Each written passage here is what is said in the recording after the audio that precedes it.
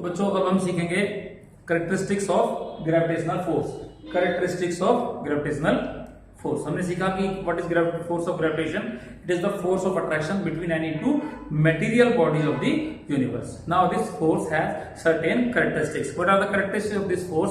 First one is this force is attractive force. This force is attractive. It is always attractive in nature. Any two material bodies always attract each other due to the force of gravitation.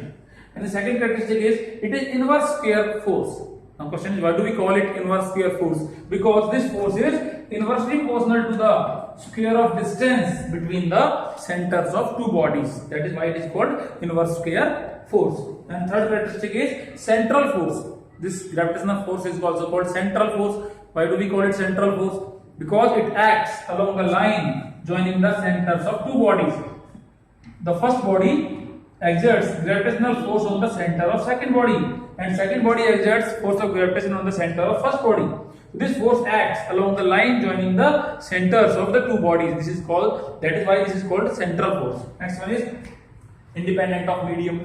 This force does not depend upon the medium in which the two bodies are placed. If you have two bodies, if you place them anywhere, you can place them anywhere. अगर आप चाहे उन्हें पानी में रखिए, चाहे दूध में रखिए, घी में, तेल में, कहीं भी रखिए, किसी भी मीडियम में रखिए, if you are keeping them at the same distance apart, the force of gravitation between them will remain same. So it does not depend upon the medium between the two bodies. It has infinite range. The force of if one body can exert, suppose this is the body, it can exert the gravitational force up to infinity on any other body. So the range of this gravitational force is infinite. It is infinite range. It has infinite range.